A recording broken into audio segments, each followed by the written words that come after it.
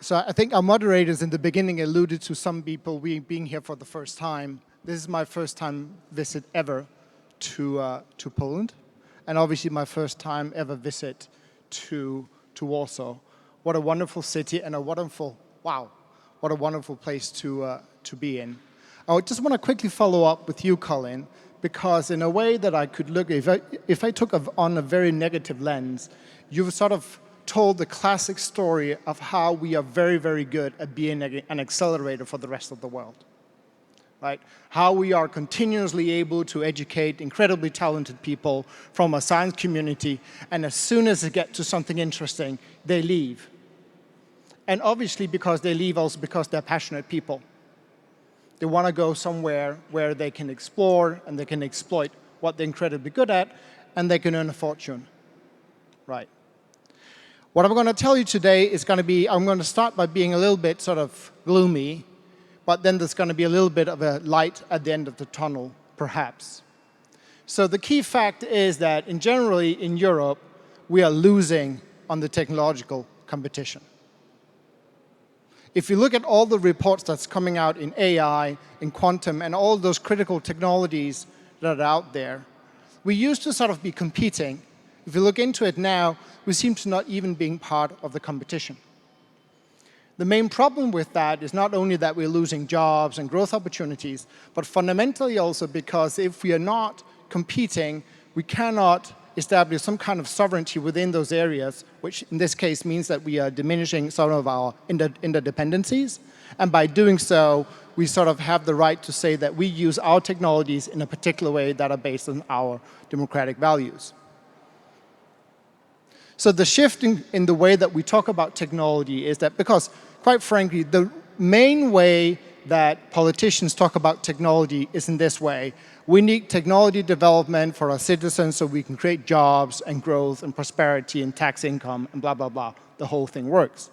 What we're seeing right now is that there is another element, there's a geopolitical element into this where we are now in fierce competition in Europe with China and to some extent also with the US, although I think we do not need to look at it in this way, that if we do not sort of fundamentally change the way that we develop technologies and fundamentally also the way that we bring them to the market, if we're not able to do that in a new way, we will be losing out fundamentally. So we'll be like a fun park, it's fun to be, but it's not really matter. We don't really matter as a place to be, sorry to say.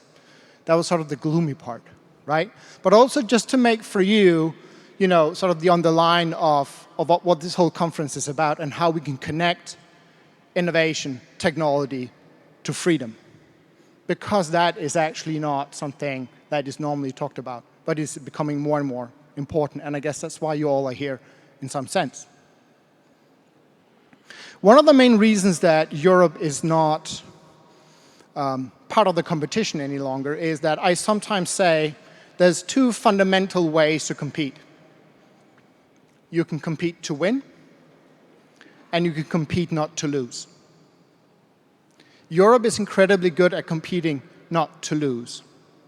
We are very, very good at being at the back foot, being very sort of reactive to what happens. The Inflation Reduction Act of the US came as a big surprise. Weird. And I think, well, to illustrate this example, when you compete to win, well, what we can say is what Europe is actually missing is what winning looks like. Imagining competing without knowing how winning looks like. And that's actually what I'm saying that Europe is currently doing. So for those that play chess, imagine playing chess to win without knowing how checkmate looks like. You'll be continuously reactive. You try to learn as you go along, how does this even look like? But the adversary that knows exactly how winning looks like will have the advantages continuously. And some of the adversaries that we have in the world right now are very, very clear about how winning looks like, at least for them. We may disagree about how that image looks like, but at least they know what they're going for. So some of the things that I wanted to talk to you about today is then, what are sort of the key things that I believe that Europe needs to look at to get into a position to once again to compete to win for technological sovereignty. So the key question that I'm asking you today, whoa, got very loud there, is how can Europe rebuild its ability to appreciate heretical ideas and bring them to massive impact? So the fundamental problems that I'm seeing right now in Europe, and I've worked in many places in Europe and with many governments across Europe, is if you look into the way that governments today, which are the main funders of innovation and the main funders of research, have applied methodologies so that they are actually not able to actually appreciate new heretical ideas. Most of the governments now deploy research, a capital of funding for research grants, and etc. And by the way, this also goes for the European Commission, very much based on very earmarked policies, earmarked sort of buckets of money that goes into a particular area. And the evaluation of that, because nobody wants to take the risk, is often done by peer review. Peer review, which is a fundamental way to create a discipline, it's to make built-in conservatism.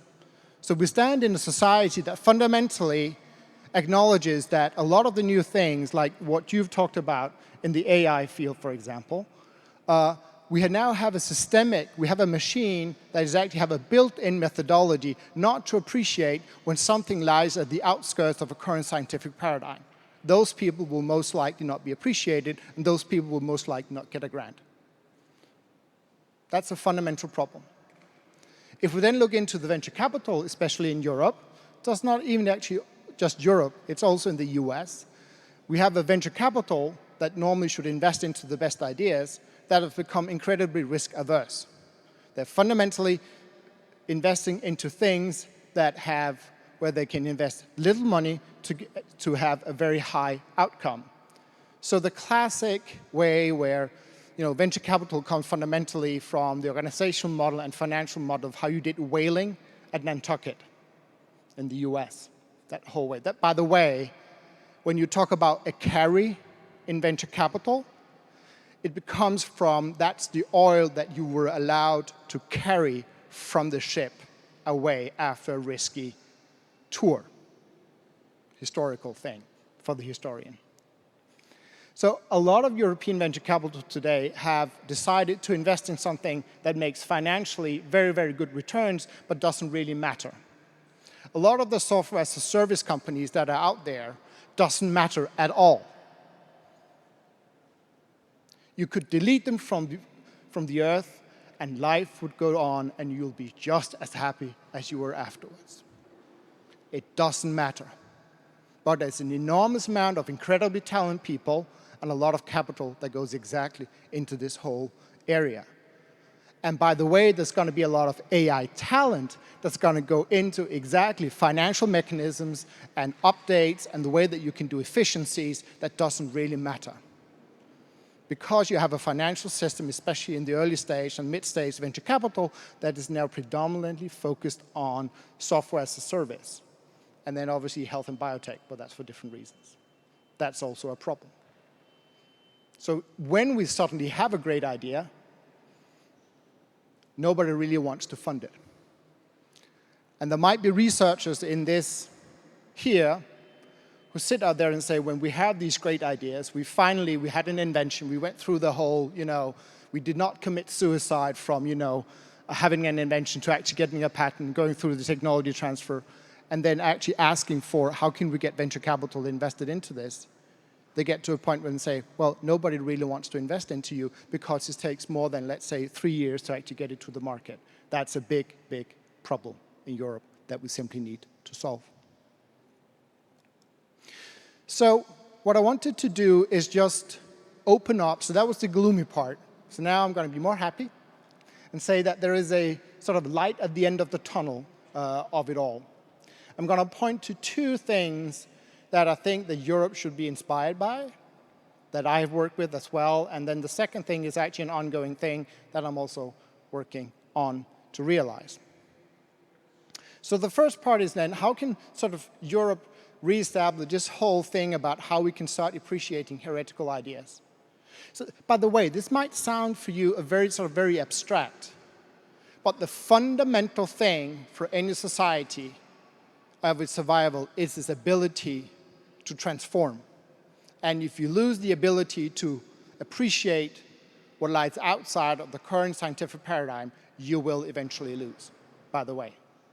That's the structure of any scientific revolutions, just to quote in this way Thomas Kuhn. So what I'm going to talk about is a very particular agency in the US, and I heard there was also a question coming from over here from the defense security area of the world. So I'm just going to allude and say that most of the technologies that you have in your back pockets, or wherever you have them, probably you don't have them in your back pockets, you have them right in front of you all the time, is from an agency called DARPA. Some of you might know this. This is one of those agencies that are often mentioned in movies. It's always, you always have the geek from MIT, and then you might have he's doing or she's doing a secret project for the Department of Defense, and they obviously sometimes alludes to this organization here called DARPA. DARPA stands for the Defense Advanced Research Projects Agency. It was created in '57 after Sputnik, once again coming back to where the Russians actually were there first.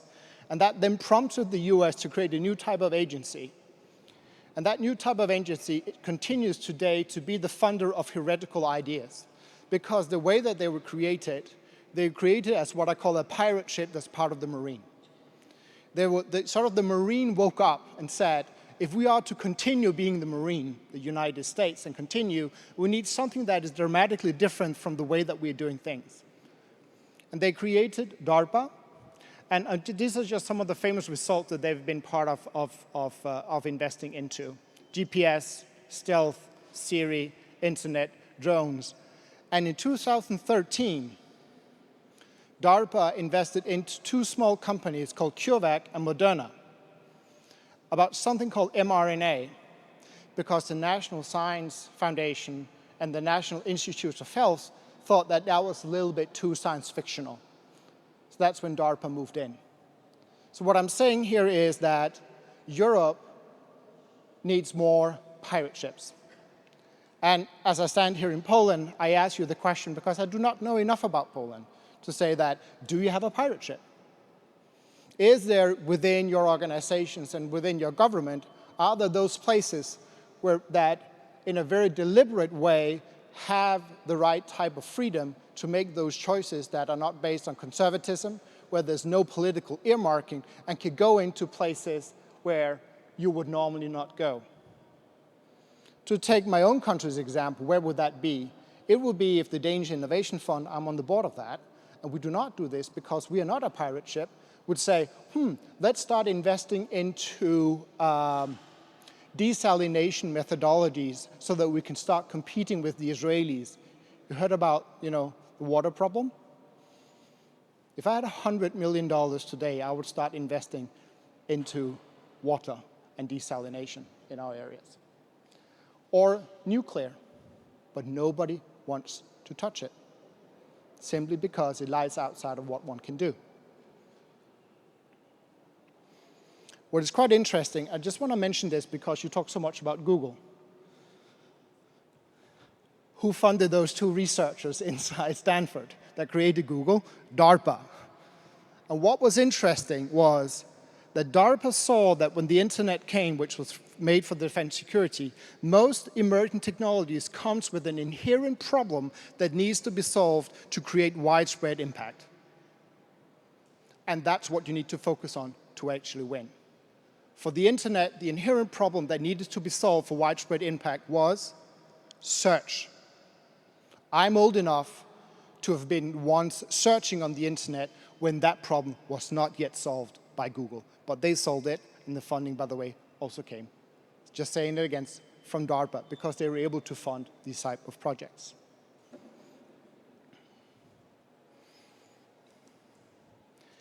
How do we then bring them to massive impact? And I can see I need to be quick now. Here's just some fun facts. And now again, I'm going to be a little bit gloomy, but then it's going to be fun. Look at the one on the left-hand side. What you're seeing there is that how Europe, once again, turns into an accelerator for the rest of the world. As soon as you hit around 35 million euros, the key investment goes elsewhere. It goes outside Europe. So what you have paid for with your taxpayers' money, just to put it in a sharper way, what you've paid for your taxpayers' money that is now being started, that maybe even Polish venture capital have invested into, as soon as it hits around 35 million of equity investment that it needs to actually be important, the money will come from somewhere else and it will be domiciled in another country. That's a problem that we need to solve. And we need to solve the fact that to really compete, we need to unleash our pension funds in Europe. It cannot be true that 15% of the invested capital into German VC is from the US, whereas German pension funds invest 1% into their venture capital funds. In other ways, when you have a very successful German company, American pensioners are laughing all the way to the bank. It is simply stupid. We need to do something about it. So one of the key things that the Commission is working on, and that I'm also connected to, is to create a tech sovereignty fund. The idea is to have a fund that can actually ensure that we have this type of venture capital at the growth stage. So to wrap up, how do we compete to win and not, to stop competing not to lose and start competing to win? I would say that we need to have more funding agencies that actually have actual freedom. And some people that are sitting there from university might say, oh, this is actually how it used to be. Exactly. We need to go back to actually having a lot of freedom in our funding agencies, and then we need to rebuild the muscle to actually making those investments that actually matter. So that Collins people, when they're great, they don't automatically go elsewhere, but stay, if not in Poland, but at least let's keep them stay in Europe. Thank you.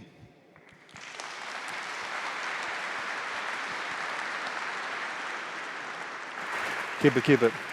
Thank you very much, wonderful Dr. stuff. Lars. Thank you. I think that was very much, the second part of the other wonderful talk we had. Now, I know that there's going to be buzzing questions here. Let's jump right into it, into the audience right now. I know the eager hands are already up, so maybe we'll start in the back here on the left side. Gentleman with the curly hair. Can you hear me? Yes. So if you would be a United States president, how would you incentivize for development of not software as a service companies, but maybe decentralized networks, something we are more able to trust? If I was the US president? No pressure. Well, so that's exactly what the administration has been doing with the CHIPS Act and the Inflation Reduction Act, is actually moving the economy to a reindustrialization, rebuilding American capacity to actually produce, right? Because in a larger scale, the US have exactly the same problem as Europe, which we thought that, we could just take all our production skills and send them elsewhere, predominantly to China. So actually what the Biden administration is doing is exactly that. We might disagree on the way that they're doing, but this is exactly the problem that they're trying to solve with the CHIPS Act and also with the Inflation Reduction Act. Thank you very much, sir. Thank you. So we got time for one more. Remember, a brief question, please. And I think here, this lady here in the corner there with the orange and blue, just here in the middle section. Yeah, right there. Thank you so much for your comments. Going back to the Cold War roots of DARPA, do you think the current tech race with Russia and China can spark a new doctrine that would help build resilience and capacity, but at the same time create a new hunger and a new improvement, and also bankrupt the other side, so to speak, especially given that the other side is now getting assistance from non-NATO countries in circumventing sanctions on technology? I don't think there's a technological race with Russia, by the way. I think that's a different type of race. I think there is a current race where Europe needs to redefine how it sees itself together with the US. And what I'm trying to suggest here is that if we create a European tech sovereignty fund, it would not be to compete with the US. I was saying that way it would be the best way that we can show European entrepreneurs that, you know, we're up for it. It will be a way to deter China from nefarious investments, but it would also be to be the best collaborator with the US in this whole game. And I think what I'm mostly afraid of is that we see Europe and what we're trying to do here, and we're sort of getting the US out of the equation on this. But on the technological side, specifically in these races, which is around, for example, AI and quantum and other technologies, yeah, I don't think Russia is in that game, quite frankly. Thank you very much for all Might these be questions. too blunt of a statement, but sorry, no. Well, maybe good. All right, so with that, we'll have to conclude. And then there's many more questions, but I think many of us are quite hungry. But thank you so much for that. Really appreciate it. We'll give pleasure. another round of Thank you. applause. Dr. Frolund. Thank you.